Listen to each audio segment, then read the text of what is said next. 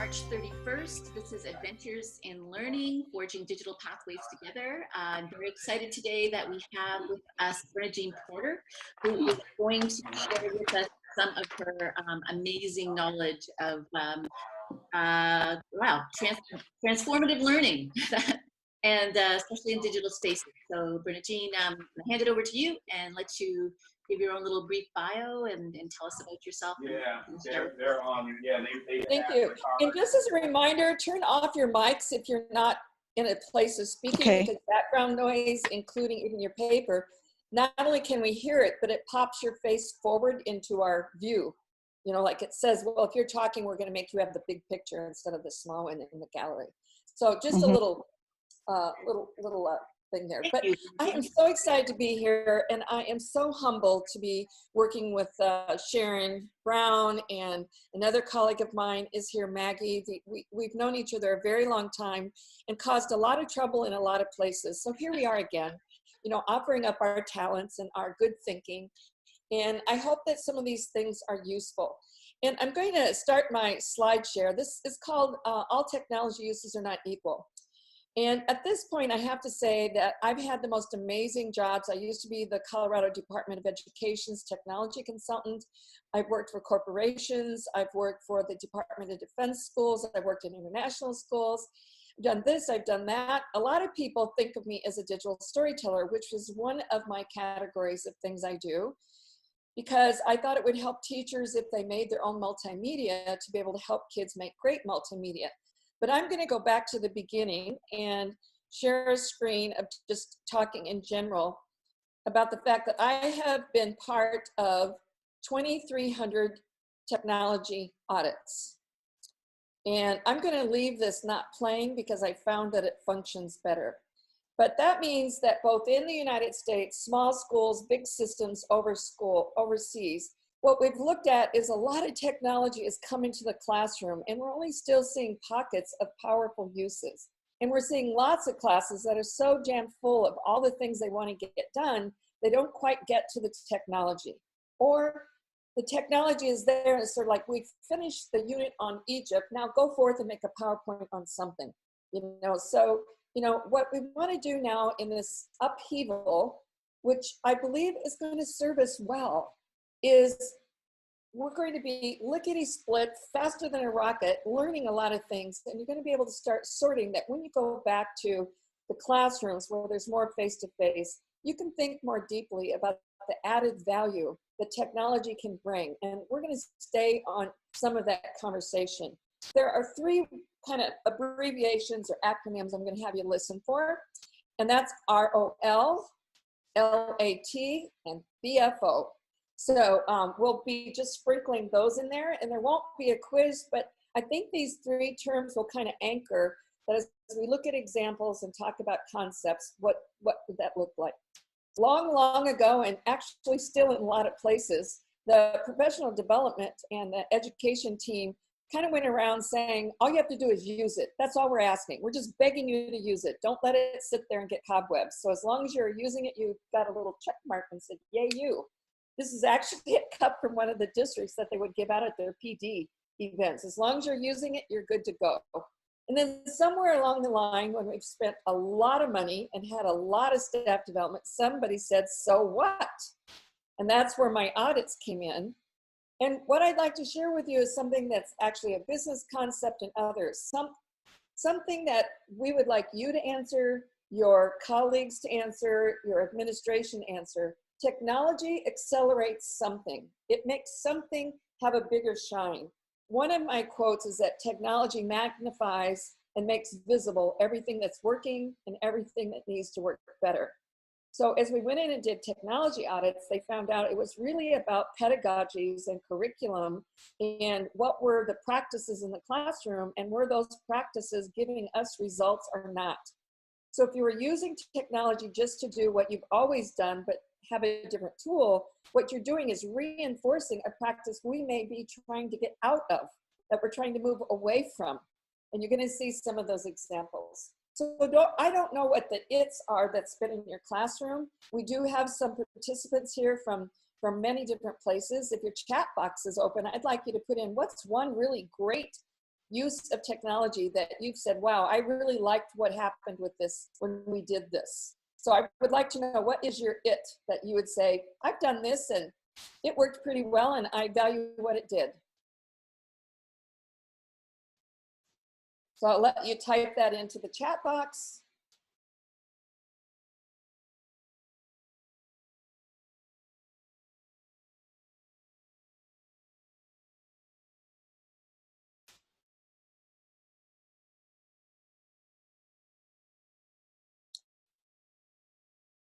All right, so in looking at that, I want us to start putting a filter on it that you may not have had before, or maybe it was a different way of the language. The first thing I'm going to talk to you is about ROL, and I actually borrowed this term from Saskatoon in Canada.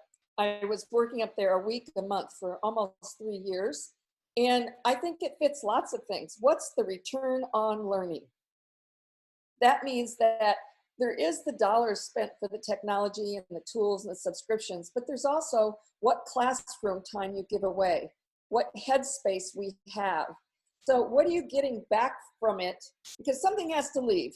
I don't care. There's only so many minutes in a class hour and in a school night. What are you getting back that has high value for you? And that's a question I want you to keep asking as vendors and other people saying, here's a tool, here's a tool, here's a tool. And it's like, yeah, but I'm already doing this. What am I going to trade away and what will I get back? So I'm going to ask you this question, which I ask a lot of places. Word processing is something that's been around a long time. Does it have a high return on learning or not? And if you've got your response tools at the bottom of your participant bar, and some people do and some people don't, you can just say yes or no, it does, or thumbs up.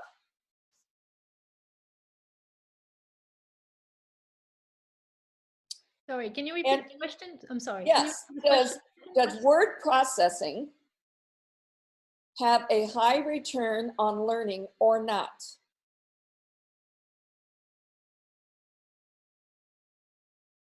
So maybe you might have to define what you mean by word processing. Well, that you go on the computer and you use Word or Microsoft, I mean, that you're using a word processor, which is a digital tool.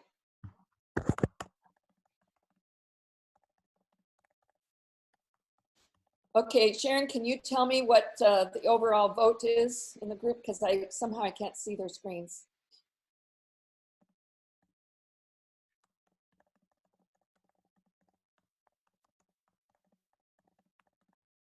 Your voice is off. I can't see where I should be seeing this either. I'm not seeing like. You would be in the participants box, looking at the participants box, or even the chat box. Okay. Yeah, I'm looking both places and I still don't. So Maggie can't find the voting tool. What's the voting? Right, that's all right. Go to the chat box and say yes or no. Perfect. That will be helpful. And it looks like Anne's looking for the chat box. Oh, okay. Chat box. Okay, hang on. So I'm going to chat. Yep. And then I'm typing stuff. Okay. Yes, you said something before, Anne-Laure. So yeah. Is that not the way I'm supposed to be yes doing or no? Yes or no? Okay, it's counterproductive for us. I'm typing that. Yeah. Okay. You can't see all right. So, yes or no? What I'm going to say to you is either by research or by experience, you want to be asking this question. And if the research has not given you something to consider, then you want to be keeping your eye out on whatever tool you're using. What are you expecting is the added value? And then as you use it, did you get it or not? Or saying, well, I got added value, but took up 5 times more than I wanted to do. So I don't know how the value, I just want that question in your head. So I'm going to share with you by the research. What does the research say? And I could ask that question again because I ask you your personal value. But this is the general response, give or take a few points that I get. Half of the audience says yes, half of them say no. And the last time I took, this is a poll from 700 teachers in Edmonton, Canada, that were in the room, and I was making this point. So what's fascinating, and I always love this thing, is all of you are correct. The answer yes is correct by research, and the answer no is correct by research. So how is that possible? Well, I think this is exciting. It's not about the tool. If teachers were teaching, go forth and write an essay and bring it back Monday, and I grade it, and then I'm saying, yay, you, or too bad for you, and then I give you another assignment, it's kind of go forth, good luck, bring it back. If they did that, they found that word processing did not accelerate the quality of writing. But if teachers were doing word processing as a process writing, that intermittently the teacher's saying, start your draft, here's your ideas, here's some feedback, then they found that it was a huge curve of improvement in writing. So it was the pedagogy that drove the results of using that tool. And I think that's very exciting because it does say to the teachers, you may know that tool, but I know something about mind mapping that's going to make you use that tool in a higher fashion. And when you're introducing these tools to yourself or to others, you want to say, what's the pedagogies that we're moving forward that we want to accelerate? Or did we just get caught up in saying, I used a tool today, you know, and we're going to do it a little bit different? So those are kind of the questions that you begin to respond to. This always catches people off guard because I don't know very many people who would give up their word processing tools today. In fact, out of all the things people do in their technology, like 80% of it turns out to be writing. You know, it's really a high form. And yet we're not asking that question about other tools. I'm going to look at this next slide because it's slightly annoying to me that we have people taking tools and putting them in this Bloom's taxonomy pyramid. So like at the bottom is the low level stuff, and then it goes up, and then it goes up, as if you using that tool sets the rigor. So just because you use a Wikipedia doesn't mean you have rigor. And that you're getting Bernajean's world right now. And it really annoys me for them to set these tools aside. It is, what is the task? What's the intellectual work that this tool will serve? So you want to begin to start thinking about what stories you tell. This is what happened for the kids today, brought to you by this tool. The tool can never be a main character. The learning is the main character, and the tool is a supporting actor or actress. If you talk tools, if you brag tools, if you order tools, if that's what's on your agenda and you fill up the ears of parents and administrators and colleagues with, here's a new tool, then everybody's thinking tools instead of the stories about what's the value being brought together. So what I say is what we're going to do right now is have a few things to think about where we're going to look under the hood, and we're going to put on some magic glasses, because the moral of this story or this presentation is it's about the headwear, not the hardware. And you could choose 2 or 3 tools that have a lot of return on learning, and you can use them in so many different ways. And then you don't take up a lot of class time. Every tool takes time to learn. And that means whether they do it at home or at school, we want to get a lot of value out of that. So you're going to tell me that you can teach your little ones to use this high-end page layout program. I'm sure you can, but how much time and how much learning curve are you using, and will you get that back for the time you invested? So I'm going to ask you to put on your magic glasses and think that, look past the stuff, and that includes the stories that vendors give you, that you see in the magazines, that you see in conferences, and what are you seeing and hearing that says, I like that story? That story is a story I want for my kids, and it has high value for me, that I'm willing to step into the learning curve. So I'm going to do this for just a minute. See if this works and I don't get stalled. All right, so I'm looking for the ROL, and I'm walking around in your building. Do you think we have a different story, a new story, or the same story going on here? Because this is a one-to-one school. And I'll take a voice answer since there's so few of you, if you would like. Or Well, not. I'll jump in, but no, I'll let Anne-Laure. I'm sorry, what? And do you think you have a new story here, or do you think that you have the same story but you have tools? Uh, I don't know. The story. I don't understand what you mean by story. I'm sorry. So what I'm saying is that every tool creates a learning situation, or what I Yeah. would call a learning story. It's the story about what's happening in the learning. So I'll continue on with this. I can see your frown, so that's kind of a Yeah. new thought. Sorry, I don't understand But what when you walk around saying what happened in your classroom today, you're telling the stories of what happened to your learners. Mm-hmm. So when you have digital tools, it also says, what's the story that this tool created in your classroom? Was it a new story of what could happen, or was it the same story, but you just kind of added in the tool, but you don't have anything much different than what you would have had? Right. Okay, I understand now. And thank you for that question. I do this so often that I'm not always cognizant of there being an expression that I use a lot, being new. But I do want you to think about that. Everything that you create for students to do creates a learning story. Did it have high value? Did it have worth? And now I'm just going to do this one and say, here's another story I captured with my camera. The kids are sitting around on their laptops in a circle having dialogue. So then you want to know, is there any high value occurring here?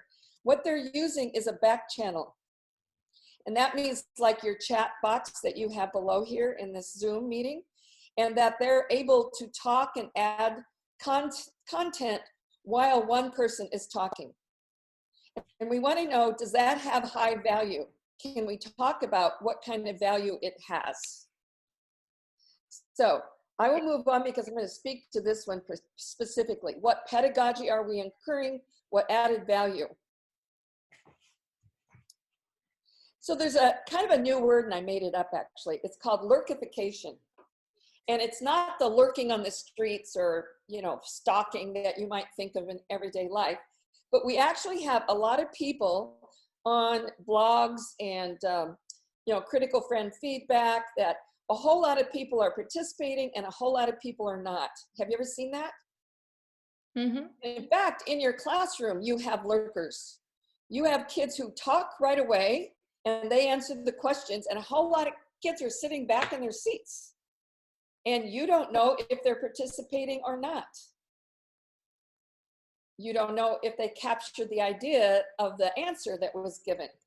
So here is the concept. It's actually a mathematical thing, that 90% of the people contribute 9% of the content. Whether you are doing a review on Amazon, a blog, or in the classroom. That's not right.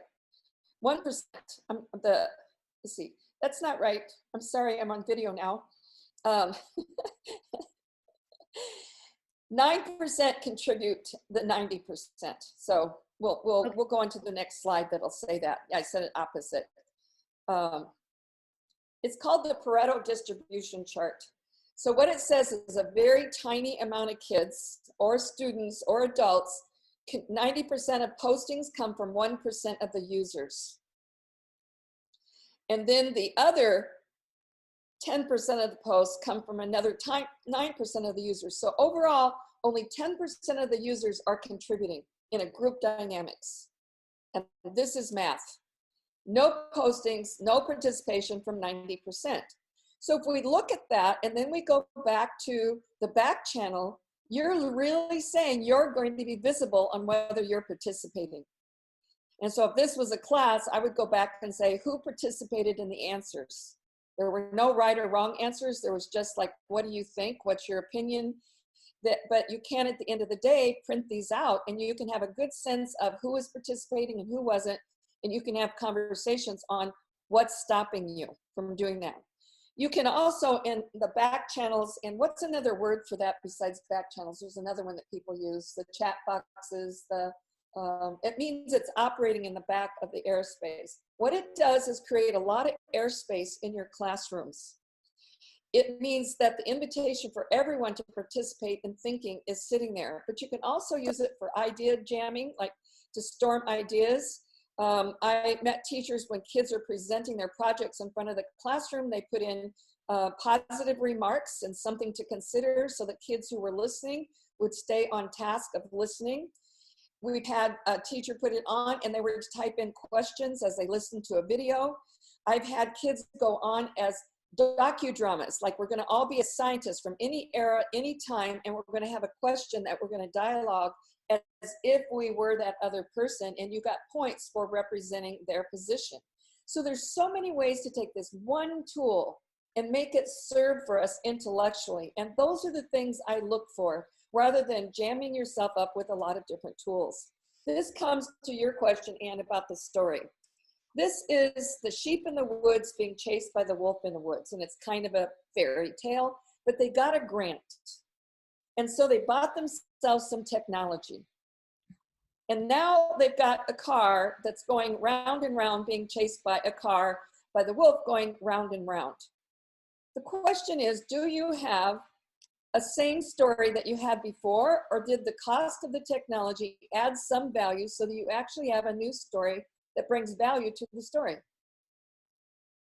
And I want to circle back for just a moment, Bernajean, because the original one you showed of the back channel slide, with kids, it looked like a fishbowl kind of protocol. I don't know if you know that one.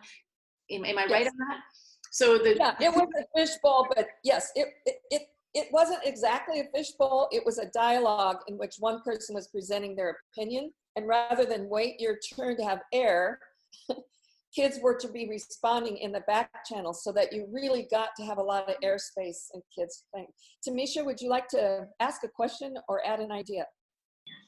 I did, because I was looking at, we were talking about the dynamics and this changing in the story. So when you're saying tool, I'm thinking, okay, with the questions that are being asked, how do we add in like a Padlet or something included in the presentation? So if you were asking us questions right now, would they only be able to be verbal, or would we have something else available to the students besides the one sheet? Good. The back channel, the thing is I'm not seeing it. I don't know why, so I've got to test myself out. But there's a back channel attached to most video conferencing, and this is Zoom. So I would be able to see that. And I can let go of sharing this and get it back to a regular screen. Because I have you all on my video chart, I'm watching your reaction. So the answer is yes, you would be able to have that. And my favorite one right now is back channel chat. So it could be the chat box on the side where you could pose a question. It's one that you would use separately from a class. If you were showing a film up on a board, or you were doing something else, it's a standalone. And why I like that is no one else can jump in there, so it's private. And the kids have the ability to send the teacher a personal question that others can't see.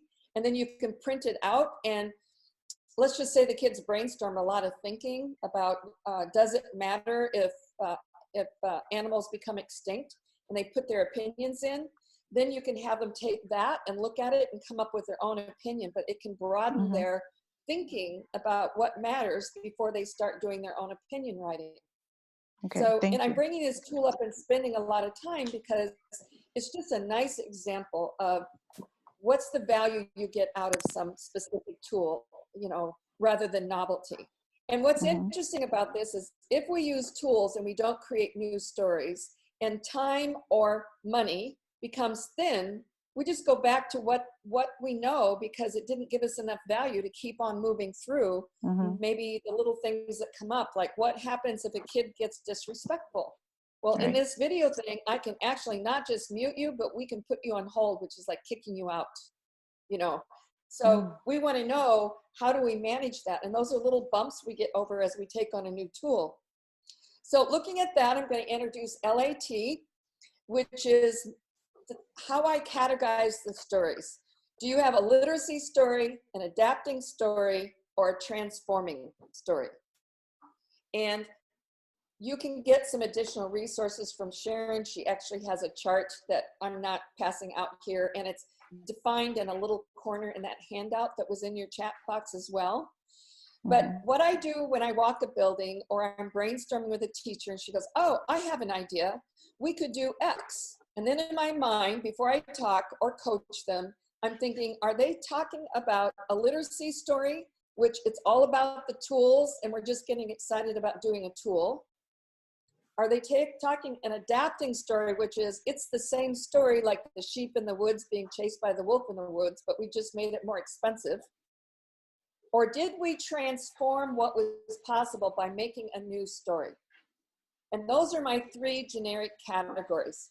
And there is nothing wrong with coming from an idea that looks like literacy, but then spending some time before you implement it with the students to say, well, how can I put a little more into it? And I'm going to give you one key strategy today to do that. So what you end up with is either it's a technology story in which technology is the main character and you're only talking about kids doing the technology, or it's the same story in which most schools are about kids being consumers of information and packaging up what kids know into book reports and animal reports and science reports and history reports and so on and so forth. But they're asked to chew on the information and spit it back. Mhm. Or is it a news story where students now become meaning makers and they're making meaning out of information and they become producers of information and it's useful and beneficial to others? It's not just done for the teacher, but they're contributing to the world's understanding of the world. That's a pretty big thought. Mhm. So what we're looking for is that really the return on learning happens with news stories because you already have the story that you're in. And we're not looking to just amuse or entertain the kids. We're asking for them to be engaged and entertained, but also put their brains in gear. Sharon, how much time do I have? Sort of critical thinking. So. About 30 minutes or so, a little bit more. Excellent. So I make it, I've got a big chart, and there's a lot of this, but this is what I'm going to say. Knots, lots, and hots. Knots is, it's not about the curriculum. You might use the curriculum, like go forth and make a PowerPoint on something, and it's irrelevant what the content is. Just tell me you know the functions of PowerPoint or Google Slides. Adapting is lots. It's lots and lots of facts, lower order thinking skills. And HOTS is about higher order thinking skills, inquiry, project-based learning, although a lot of those I see are still a lot about lot.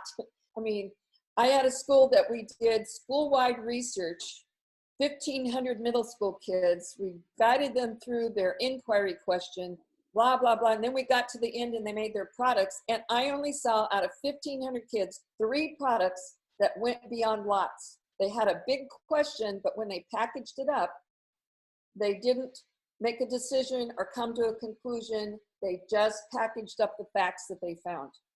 So just because you start off that way, so there's a lot of helping kids become part of meaning making. And it's exciting.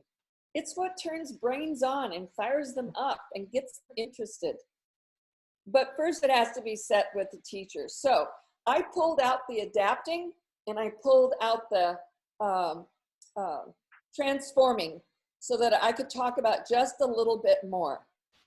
The adapting one is information consumers. That means it's all about the facts. And it's a closed question. How many extinct animals are on the list? And you use existing information. And the key to this is they're telling about A-B-O-U-T. They're telling you about the dinosaur, about the chemistry experience, about this, about that. Then if you move into the other place, there's an open question, and a lot of people saying, give it a Google test. If Google can't answer it, it's probably a good question.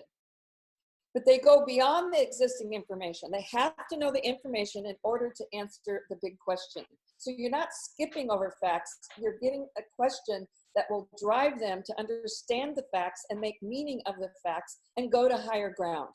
And it's called thinking-based, you know, assignments, thinking-based products, whatever they're creating. So how am I doing? Go fast, go slow, keep going. All right, I got a few thumbs. All right. So here is the most important technology that you and your kids can master. Questions. It is a technology. And if we don't have this solid, everything else becomes irrelevant. Truly, it does. I mean, not that they're not going to lockstep, read a chapter and tell you what the chapter said or do this experiment. that everybody else has done for 20 some years and tell you how it turned out. But this is where the magic is. And if I could say one technology that you want to focus on, it is all about the questions and all about who makes the questions. So with that, I'm going to say to you, how many questions a day do you think teachers use? How many questions a day do teachers come about? And I heard the magic thing called a lot. You're right. But I think it's more than what people think that it is. So just give it a sort of hallucinated guess. Give me a number. And I'm waiting for an answer. So I'll get back to my focus. I'll say 10. All right, 10 questions a day. And no judgment. Right. Okay? Do we I'd say like 45. pose? 45. Are you? Yeah. All right, so pause. I'm going to ask you how many with thumbs up think it's more than 45 questions a day? well, How many of you thumbs down think it's lots lower? if you have 6 lessons a day and you go like 10 questions a lesson. Yeah, it's more. Okay, so I'm talking about how many questions teacher commands in a classroom. In So 8, here it is, 300 to 400 questions a day Wow. is used by the teacher in a classroom, I mean, a day, so divided up by your 5 classes. I'm just saying lots and lots of questions come out of the teacher's mouth about the assignment and about various things. So I'm going to show you this. And what you said was a lot, and that is true. So you get the door prize. Great. Out of all the questions that teachers do, 99% of them to a 1%, what's the percentage that you think, or what I'm going to call closed questions? That means there are right answers. One Out of all, word answer. just guessing, 1 to 99%, how many of them do you think are closed? That means there's a right answer. A great deal 80%. of them. Yeah, Some I was of them gonna are say not. 80%. Yeah, a lot of them are not open-ended. A lot. there's no room for A lot. discussion. Yeah.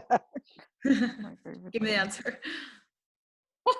Yeah, and moving on, about 5% of them are open questions that invite thinking. And the strategy that I just gave you was after somebody gives you an answer, you do a whole room check and say, how many of you think it's more? How many of you think it's less? How many of you think it's this? So that everyone's brains is participating and pondering it. Now, you might notice that there's a little left over here, but that's the things like, what are you doing? And why are you standing up? And didn't I tell you to close the computer? They're just maintenance questions that get asked. There's a few of those in the classroom. What's really interesting is out of all of the questions that are being asked, what's the percent that students ask versus teachers ask? And I think that's what my first number was, that 99% of the questions in the classroom come from the teacher and only 1% come from the students. The target zone for inquiry and thinking and a culture of curiosity and all the things that we say, we've got to move more thinking people in the world. They've got to step up to inventing and, starting new businesses and doing so many more things than follow the recipe card. 50% of the questions are open, and that would mean that 50% of the kids' questions and 50% of the teachers' questions are open in a classroom. That's the target zone. And I'm just going to reiterate this again. So let me show you what that looks like. So when we start to use technology, that's a nice, good place. You've got traditional curriculum where it's all set up for you. But like with technology and what you're going to do with technology, take a look at what the question is. This is questions that I put out that says, look, you can see there's PowerPoint and comic book and Blogster and a video newscast, but which one of these is transforming and requires rigor and thinking? And so do you think Fern's father selling Wilbur is a case of injustice? What are the main points in chapter 1? How did Fern end up with a pig? And why does Templeton agree to save Wilbur's life? Only one of these is really in the rigor category. And since you know Miss Sharon I'm going to give her the answer after this, and you can talk about it with her. I'll give her the slide and do that. But this is the thing that says it's not about the tools, it's about what question you're using. And Jamie McKenzie talks about without strong questioning skills, you're just a passenger on somebody else's bus.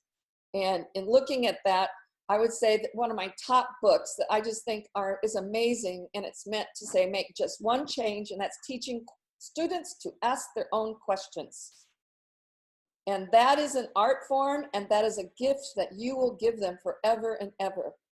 And there are programs like Wonderopolis, whatever, that's all about the questions. So just letting in writequestion.org is kind of the back website for this Just Make One Change. So here's the BFO, blinding flash of the obvious. You matter in that classroom. Your thinking, your pedagogies, you're willing to shift off of packaged curriculum that's all about learning facts and being able to sort of saying, if you learn these facts, what could I have you think about and do that would put you in another category of thinking and make use of the tools. Here is the dreaded reports about everything there is. And that anytime you see the word about, then you know that you've got summary reports and kids just telling you facts. And here's one that uses a 3D thing. If you look up photo speak, you'll see that you can take flat pictures and they can come alive and you can make them talk. It's creepy, fun, and interesting. Photo speak. But what can you do? You can maybe have one character for one part of the history talk and the other one talk, and you could have characters talk cross time and space.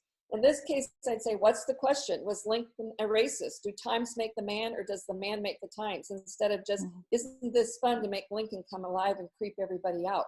But what's the question driving this instead of creep telling them me out. about Abraham? Yeah, it's a little creepy, but the one I just mentioned to you is not so creepy. Here is, have you ever heard of the animal report? Create a slideshow about an animal. That is not going to give you a high return on learning. It's maybe going to twizzle the kids and they learn about slideshows, but I start to put this in the technology literacy thing because it's not anything new.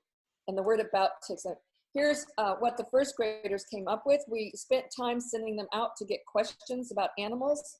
And then we made a tea party where 2 or 3 of them came in costume to give a podcast to talk to human beings. Does extinction matter? And what do your animals on the extinction list want to tell? How you got in this pickle, and what advice you would give humans to help you out of this pickle? Those were the 2 questions that first graders did. Another first grader said, should you be afraid of snakes? And I said, the answer to that is yes. And unless you convince me otherwise, I'm giving you a 0 on this project. And he looks at me and I said, I'm only kidding, but it is your job to convince me when I'm afraid of snakes that you have knowledge that can help me understand that. The kids had the most amazing questions. And I'm just going to tell you, like 4 or 5 months later, I had these teachers come back at me and say, we are really mad at you. And I said, I'm sorry, what? Yeah, we're on the weather and the kids are still doing animals. So they couldn't get the kids off of that unit.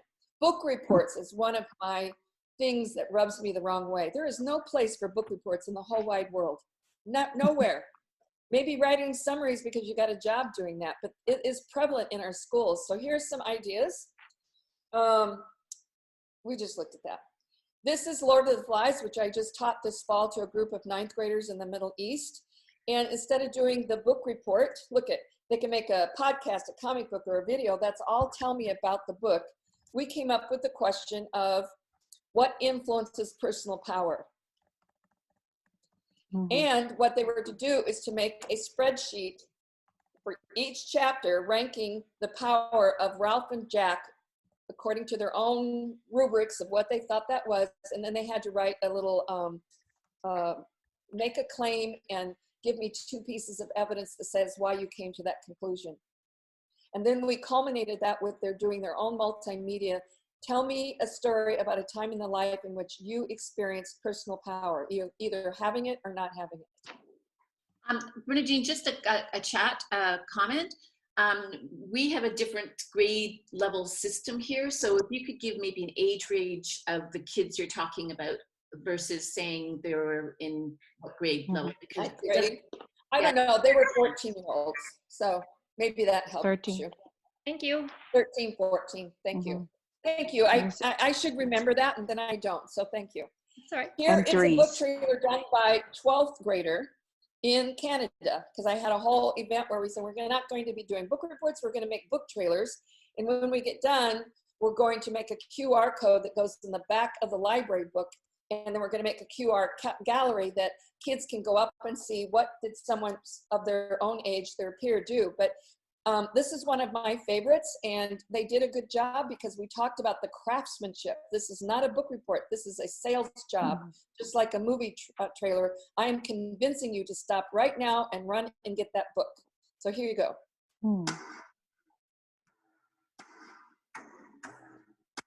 Oh.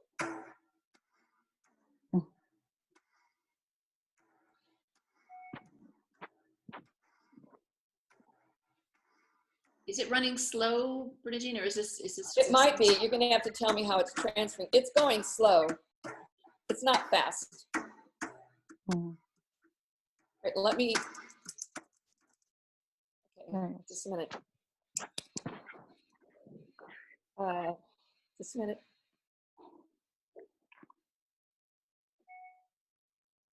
All right, let me run it from here.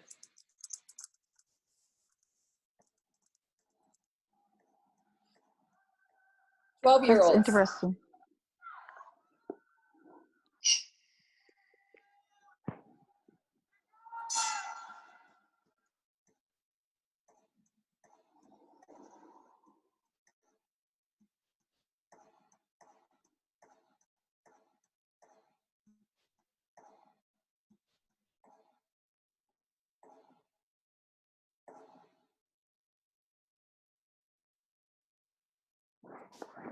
So reactions to a 12-year-old doing this.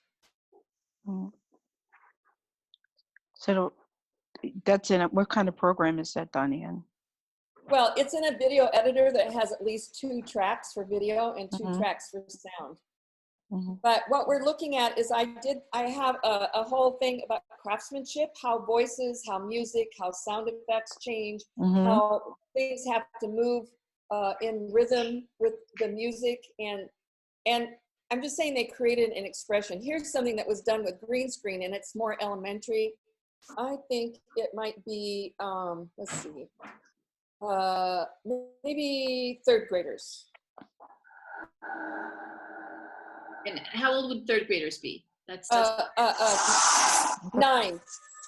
Okay. 9 years old.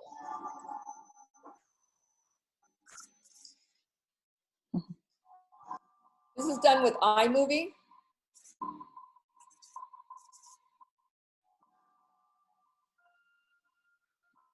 And they put the image in the background and use green screen and puppets. Is that English and tech? Like a interdisciplinary? What's that? What's the point of it? It's design. I'm sorry, what is it?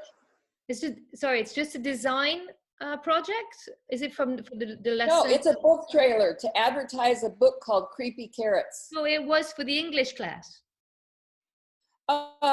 Actually, it was in an elementary class, so, you know. Everything. Interdisciplinary. Yeah. Everything's included, yeah. Okay. But you could ask for book trailers to be done in French. You could be asking for the chat things to be done in French. You can, you know, like that's just about mixing it around, you know, but I want you to see the bottom. It is kind of creepy, but watch how the music changes.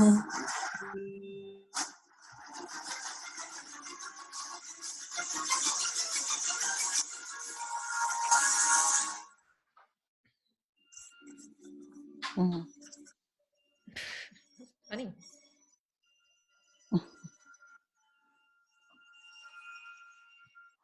So those would be kind of, you know, like examples of doing that. So with that, I'm just going to say the moral of this whole presentation is that questions drive rigor. And yes, we have a lot of tools that we can put on the desk, but, you know, put on those glasses and look past the stuff and saying, what's the pedagogy? What's the added value? And I do have a number of projects where the tools really add a lot of value, but you've got to get that thinking up front because your time is precious, and even more so right now. And there are tools for teachers that help you manage what's going on with the virtual environments right now. That's good. But as far as asking kids to participate in things, you know, I'm just going to keep asking, what's the story that you're creating? And is it a story that's worth the time and dime? Because in some fashion, your parents are buying that. Yes. We've got her hand up, so. Okay, let me, hello? Hello? Hi, sorry, okay, just making sure. So that's quite interesting to me because our next unit, as we're starting, it's about current events. And don't we have a lot to talk about right now? But just one of the major group projects was they were going to do their own newscast, set up, Okay. you know, and that would have been in the classroom. They would have presented to the class, would have been peer evaluations along with my own. And so obviously that can't happen in that format right now, but the idea of them creating one that's already recorded between themselves is quite interesting to me.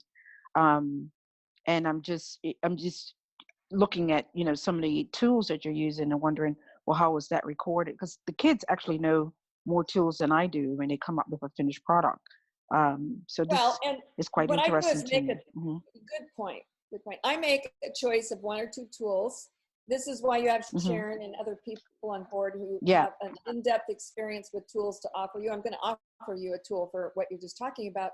But you can also, I always leave room for kids to pitch their own tool so that I'm not clogging them up with only they can use this. But what I think of that would be worthy, this is just Bernajean talking, of the news is making sense out of the news and having a segment called Point Counterpoint. And a tool, Sharon, that I'm thinking about is using VoiceThread. That is such that is such an awesome tool. Thank you for reminding me of it, Bernajean, because I wonder if they're offering it for free right now. It is a really, really, this would be so perfect for it. So yeah, a VoiceThread. I'll touch base with Tamisha and share that with her. I think you'll really like. Thank you. It's so yeah, and again, I think it doesn't have a heavy learning curve. It also respects the privacy and data mining issues that we're making sure we pay attention to. That you don't get tools that are using your kids to make money. I did a project with 12 countries and middle school kids in 12 countries in which we did a debate, a kind of a formal debate. And it was, do immigrants acculturating, is that a more positive thing for the immigrants or not? And acculturating means that when you go to the new country, you learn their foods, you dress like they do, the music does. And I think it's still a conversation about, do you lose your culture? Do you blend in? I mean, what does that look like? So what we did is the affirmative side talked first, and then the negative side in another country talked second. And then then they had to come back and do rebuttals. And then the judges at the end used their voices to say which side won. Yes. But they had to do the thinking. So we had it set up to do asynchronous debate. But point counterpoint is just a really nice place to go. And what my kids, I taught debate a long time ago, but they were quite surprised that you had to win both sides to get the trophy. They wanted to pick the side that they were on. Yes, yeah, the for and against. I love it. Yes, exactly. The arguments. I like the idea of that. I would like to figure out what kind of tool we can use that will be productive in, you know, this virtual environment. Right.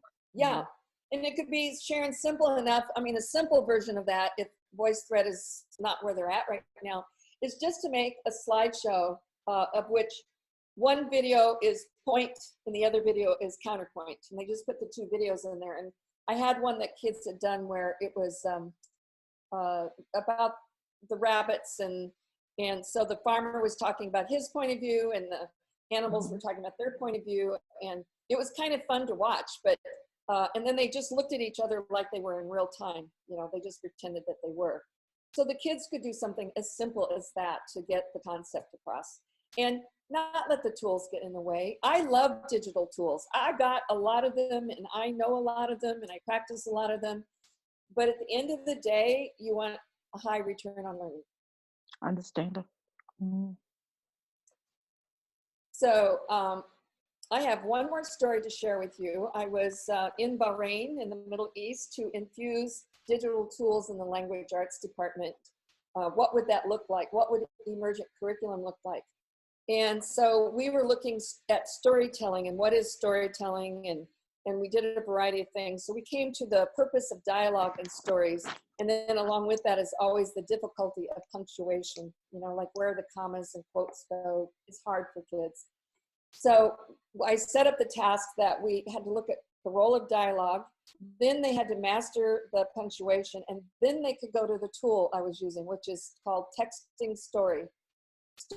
And what it is it's like you're texting on your phone, only when it gets done, it exports it as a video. And they got a scorecard that said you had a problem that started in the story, you have your characters, and you have a lot of uh-ohs, because creative tension is really important in a story. You think everything's okay, but oh no, Superman can't find his clothes. You think everything's okay, but oh no, you know. So they got points for creating that tension, and it was optional to put images and sound in. I've never seen my kids work so hard. They had to have a storyline. It had to be signed off. They worked really hard to master that punctuation, and it was an awesome experience. So that's what we're looking for, is how do you raise that experience for kids in the classroom with the tools that you can look at, and then help each other like it sounds like you're doing. So this is my sort of thought for the whole world. Teachers are my heroes. We are upside down, but never have you been more important. And I don't mean delivering the curriculum, but maybe this place and time is a way for us to reimagine what's possible in the classroom. Have a little time to be thinking about it. And as Tamisha is saying, how am I going to do this long distance? But then now what can you bring back into the classroom? Because believe me, the world needs every bit of what you can do. You don't have to fix everything, but you can bring your unique talents to the classroom. And I think we were made for these times. So I'm excited to hear stories from Sharon, and she brags about all of you so much. And it's really been an honor to be with you today. Are there any questions? Thank you. Or more? I think you had your hand up, Tamisha. So if you'll turn off the recording, and I say goodbye to everybody, then I'll take whatever questions people have. Okay. Thank you very much, Bernajean. This has been great. I can't wait to share it with other people. I am collecting, this is my fourth in that I've done since Sunday, these webcasts. So yesterday, Maggie did digital citizenship, the same Maggie that's in there. Hey, Maggie! And, are you in the middle of your night? And then I did also one on cybersecurity. And then earlier on Sunday, there was a webcast on documenting learning that was by Sylvia, and it was fantastic as well. So these are going to be on a playlist to share out to teachers, to parents, and to the greater world. But thank you, Bernajean. I'm going to turn the recording off now, but we're still going to be here, and we can still continue conversing with each other. Okay, thank you.